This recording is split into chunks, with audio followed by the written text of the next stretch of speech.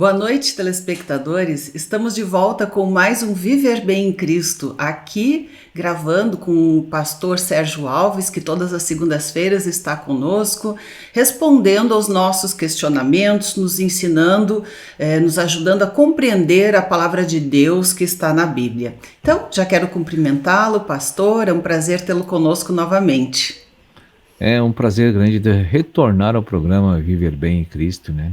E dar uma boa noite a todos os nossos telespectadores e rogamos ao Senhor, nosso Deus, que hoje seja de muito proveito tudo que vamos tratar aqui.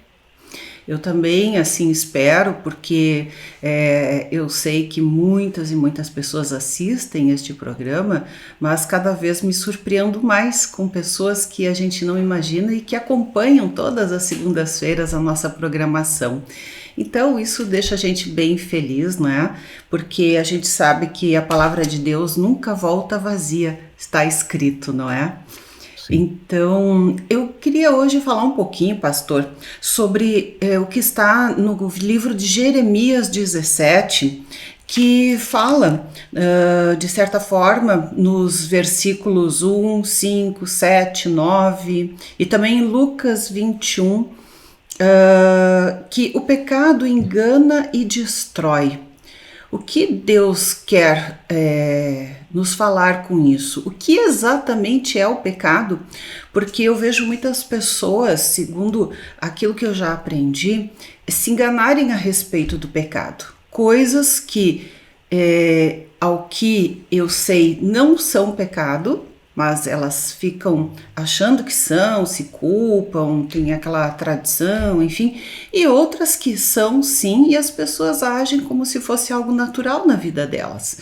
Então eu gostaria que o senhor falasse um pouquinho sobre Jeremias 17. A gente, para entender o pecado, a gente precisa se reportar a um acontecimento celestial que houve, que a Bíblia relata no livro de Isaías 14 e Ezequiel 28, que é a queda do querubim ungido lá da esfera espiritual, onde Deus tem o seu reino eterno, né? Esse ser quis ser igual a Deus, então houve uma revolução no mundo do espírito e ele caiu por terra, julgado por Deus eternamente. E esse querubim passou a se chamar Satanás. O que é Satanás? A palavra Satanás é o enganador mor, é o maior enganador do universo. Ele se tornou maligno e destituído da glória de Deus. E quando Deus colocou o primeiro casal na terra, ele se aproximou dessas pessoas. E então passou a mentir e passou a iludir para que eles abrissem espaço no seu coração para receber a doutrina dele. E isso ele conseguiu por meio do engano e da mentira, conversando com a pessoa chamada Eva, segundo a Bíblia relata. E a partir desse ponto, a personalidade desses seres divinos, que deveria ser um produto da árvore da vida, que é Cristo, que também estava lá, no Éden, mas houve uma transgressão do mandamento de Deus, que havia uma proibição de tocar na árvore do conhecimento do bem e do mal, que era Satanás. Tudo é simbólico, né? Sim, eu queria lhe perguntar, a Eva seria como a nossa alma hoje, por exemplo? Poderíamos pensar dessa forma? A Eva seria a submissão e o Adão a autoridade, o casal perfeito que Deus tinha colocado na terra e não havia neles pecado nenhum. Mas pode ser considerado também simbolicamente como a nossa alma, Nos né? dias de hoje, o que É, representaria? Porque eu fico pensando, né, onde é que as coisas, né, vêm até nós, o mal vem até nós. Eu sim. sinto muito isso através da nossa alma, nossa mente, as nossas É, vontades, as nossas emoções. Então, talvez, né, nós poderíamos trazer isso, uma é, forma talvez de entender também. sim. Seria a nossa alma. Pode ser colocado como exemplo. A nossa personalidade tinha que ser construída com a árvore da vida, que é Cristo. E ele se alimentando dessa árvore, a palavra se alimentar quer dizer, vamos aprender as doutrinas celestiais, né? Então, Alimentar-se da árvore do bem e do mal, ou alimentar-se da árvore da vida, isto, seria alimentar-se, então, de doutrinas que vêm ou de Deus ou do dissidente, né, do inimigo de Deus. do inimigo de Deus, exatamente. Só que o homem transgrediu o mandamento de Deus, porque Deus havia ordenado que não tocasse nem se alimentasse daquela árvore. E foi exatamente o que o homem fez. Houve uma transgressão do mandamento de Deus consciente. Então, a personalidade nossa, de toda a humanidade, ela foi formada a partir das doutrinas da árvore do conhecimento do bem e do mal. Então, o que isso significa? Independência de Deus. Porque o produto, né, da nossa o pecado passou a ser o dominador da nossa alma. O pecado quer dizer Satanás. Sempre que a Bíblia diz o pecado, está se referindo a Satanás como pessoa, como Aquilo ser. que nos levou à desobediência de Isso, Deus. pelo engano, pela astúcia, pela ardilosidade, pela mentira, ele conseguiu ludibriar esses seres humanos, e nós, todos os que nasceram até hoje, estávamos dentro de Adão. E quanto tem disso no mundo, né, pastor? Quantos enganos, ludíbrios e tantas outras coisas, né, nós sofremos no dia a dia. E isso é tudo por causa desse pecado que a gente chama original, né? A transgressão do mandamento de Deus. Então, nossa personalidade, ela foi forjada e passou a conduzir nossas vidas. Ela veio de um produto corrompido, de uma pessoa corrompida, e que reprovada por Deus e condenada por Deus. Mas, veja bem, que Deus não deixou os seres humanos completamente jogados na perdição. Ele trouxe a solução. E essa solução foi a vinda do Filho de Deus, Jesus Cristo, para que ele, através de toda a sua vida, sacrifícios e morte e ressurreição na cruz, devolvesse ao homem, Deus conseguisse perdoar o homem para fazer com que o homem acessasse a árvore da vida. Porque o homem estava impedido de acessar a árvore da vida. Como se Deus estivesse nos dando uma segunda chance, nos resgatando dessa queda. Sim, exatamente isso. Então, todos que confessam que Jesus é o Filho de Deus e que veio trazer a salvação para os pecadores, o que acontece? Eles recebem a salvação das suas almas. E que jeito isso se processa? Com o dispensar do Espírito de Deus para dentro de nós. Se Deus não estivesse dispensando para dentro de um homem, ele nunca será salvo. Então, quando eu confesso que Jesus é o Filho de Deus, que veio em carne, que é a justiça divina que processou para nos devolver a eternidade e a vida eterna, se eu confesso e creio nisso, eu sou batizado. E então eu tenho uma recriação a partir desse ponto.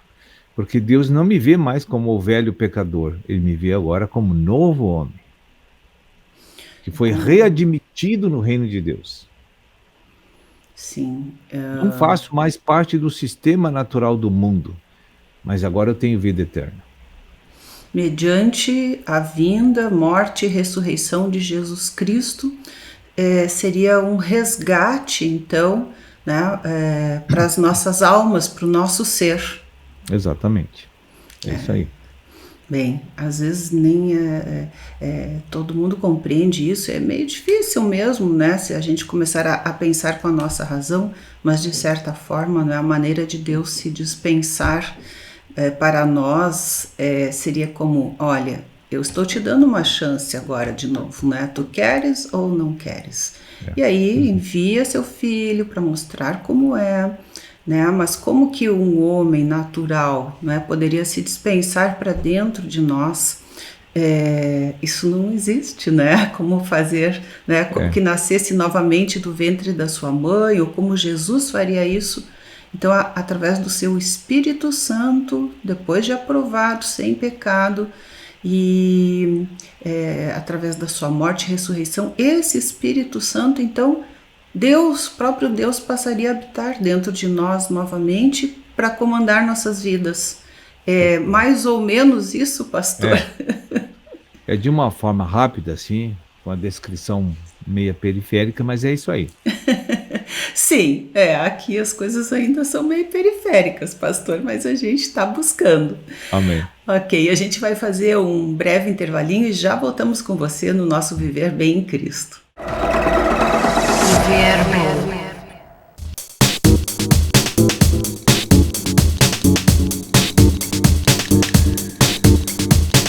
Estamos de volta e continuamos com o nosso Viver Bem em Cristo, falando no bloco anterior sobre a questão da passagem lá em Jeremias 17, onde diz em alguns versículos que o pecado engana e destrói.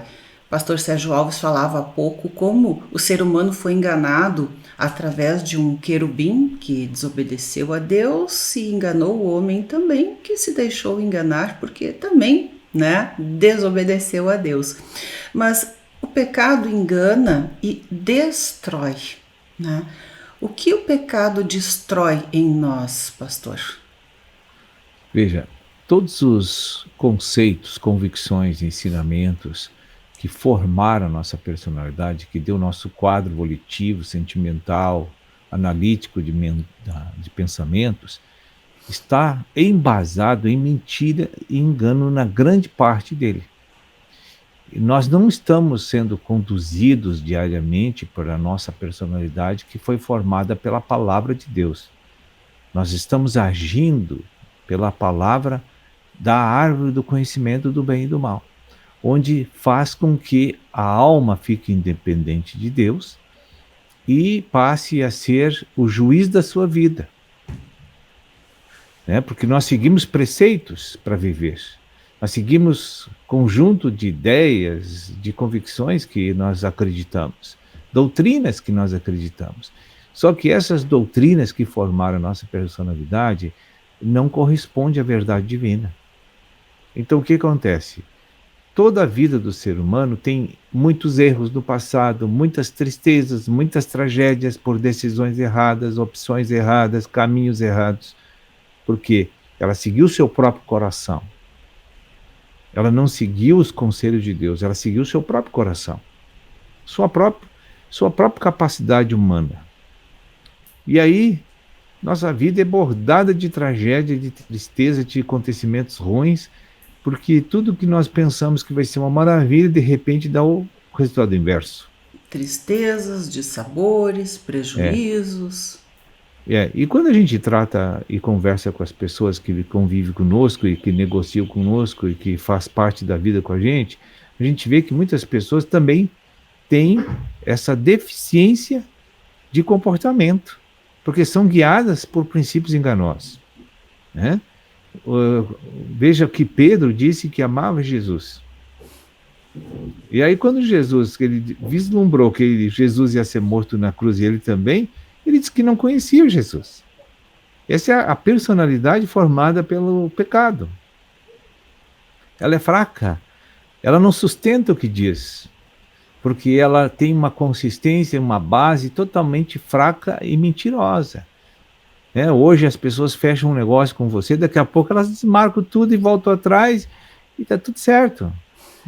Tudo que você cumpre, trata com palavra, tu não pode confiar, tem que fazer 50 papel. E mesmo assim não cumprem. Verdade. Porque as pessoas não têm caráter. As pessoas têm um caráter distorcido, um caráter corrupto, uma mente estelionatária, porque não estão embasados na verdade divina, eles não têm temor de Deus, porque eles são Deus. Eles se consideram deuses. Entende? Pois é, e às vezes as pessoas ficam ali, com medo das coisas que fazem ou fizeram. Eu pequei, tem medo de Deus e tal, mas Deus não é prejudicado por isso. Os únicos prejudicados somos nós. Sim, o prejuízo desses erros é todo nosso. Então, Não adianta querer tapar o sol com a peneira por pensar, bah, eu pequei contra Deus, Deus está bravo comigo, mas na verdade o prejuízo de quem faz as coisas no seu próprio entendimento e julga mal, enfim, age mal, é todo nosso. Nós sofremos as consequências dessas inúmeras, centenas de escolhas que fazemos ao longo da nossa vida, não é, pastor? Sim. Então, como escolher certo, né, para que nós próprios não pequemos contra Deus e, na verdade, contra nós mesmos, né? Estamos fazendo algo contra nós mesmos e nos afastando deste Deus Criador que nos criou perfeitos, né? Sem o pecado. Exatamente. Veja assim, muitas pessoas dizem que Deus castiga. E se você vai a fundo estudar isso aí na Bíblia, você vê que Deus não castiga. Eu descobri isso há poucos anos atrás. O que acontece? Vamos supor que você tenha tem dois deuses, né, na Terra, que é Satanás, que é o Deus da maioria, e tem Deus que é o Deus da minoria hoje, né? Se tu te inclina para o ambiente da verdade única e você entra e começa a seguir ele, você só tem deleite, sucesso, só tem prazer na vida, satisfação, e tudo vai ser muito abençoado na tua vida. Seguindo os conselhos de Deus, os ensinamentos. Seguindo. Trocar o padrão doutrinário que guia nossa alma. Então, se você sai dessa esfera da verdade, tudo começa a dar errado na tua vida. Por quê? Porque você não quis viver os padrões instruídos por Deus, que dá certo para você, porque Ele criou você e sabe qual é o padrão melhor para você. Mas a tendência é as pessoas dizerem que Deus é injusto. Não, é injusto porque o homem quer viver independente de Deus, em rebelião a Deus, e quer que Deus abençoe ele. Pois é, não há injustiça, né? São as nossas próprias escolhas, às vezes, pelo próprio sistema do mundo, que desde pequenos somos muitas vezes criados. Então, se não se tem o conhecimento da palavra de Deus, o que o Deus nos ensina e que foi transmitido a nós através deste livro, né, milenar, que é a Bíblia, como a gente mudar nosso comportamento, como sermos transformados, porque na verdade conhecendo já é tão difícil, né, essa transformação dentro de nós. Ela é difícil, mas a gente tem que assimilar essas coisas que acabamos assim de falar. Veja, vamos supor que eu seja uma pessoa que esteja em grande dificuldade financeira e eu tenho um parente rico que diz para mim assim: olha, todos os dias tu pode vir fazer as refeições aqui, porque eu sei que tu não tem dinheiro e tu não vai morrer de fome. Tá? Aí, eu vou lá um tempo, daqui a pouco eu não quero mais. Ele xingo todo mundo e diz: olha, não quero mais comida aqui. Mas eu não tenho dinheiro para me sustentar. Aí o que vai acontecer? Eu vou morrer de fome. Claro, é um exemplo assim hipotético para que a gente veja. Agora, a culpa é da família que estava te dando comida ou é minha que saí da benção? Sim. Entendeu? É verdade. Então a gente precisa entender que não tem opção para mim viver numa verdade fora de Deus. Sim. Pastor, e essas coisas todas se passam na nossa mente, no nosso coração e que nos leva aos comportamentos e decisões. E então quer dizer que Deus e o diabo podem habitar dentro de nós? Não, ou estão não é habitando. Assim? Estão habitando. Ah, meu Deus. Tem um velho homem que a Bíblia caracteriza como o filhote dele dentro de nós, que é o nosso ego natural. Sim. E tem o Espírito Santo que habita em mim, que é o Deus vivo, o verdadeiro. Sim, porque as pessoas dizem, eu tenho Deus dentro de mim, Deus está dentro de mim, mas ninguém diz o diabo está dentro de mim, ninguém quer dizer isso, não é? Mas Então veja tá, bem, esse diabo, digamos, é o nosso próprio ego. natural, né? Você pode Sim. já ter um ego restaurado espiritual, aí muda, né? Mas essa é uma verdade que ninguém acredita. E as pessoas têm que estudar muitos anos a Bíblia para descobrir que isso é verdade, né? Procurar ser restaurado, né? Essa restauração para o homem E aí eu vou parece dizer tão mais, lenta. mesmo que você seja santificado, você ainda vai carregar o velho homem dentro de ti, até Deus tirar você da terra, pelo arrebatamento ou pelo óbito. Então, é lutar contra ele, né? Até que isso É. aconteça. Se eu não Sabendo esti- disso, não é? se eu não estou sendo regido por opção pessoal na doutrina da verdade, eu vou estar na mão do outro. Então, a gente tem que buscar esse conhecimento para que nós próprios, né, tenhamos sucesso em tudo que fizermos e É. especialmente para podermos voltar para aquele lugar bom, para o nosso Criador, né? E Muitos chegam para mim e dizem assim, mas é muito forte isso que estava dizendo. Não, não é forte, isso é a verdade. na verdade é simples, né? É. É. E até lógica. Bem, pastor, nosso programa está chegando ao final, mas nós queremos agradecer mais uma vez e convidá-lo a estar novamente conosco na próxima segunda-feira aqui no nosso Viver Bem em Cristo, trazendo sempre esses temas, buscando com que as pessoas possam viver melhor, né, com mais qualidade de vida, né, sempre se direcionando à luz, né, que é Deus, ao Criador. Então, lhe agradeço muito novamente e esperamos estar aqui novamente na próxima semana. Ok. Uma boa noite a todos. Deus abençoe. Viver bem.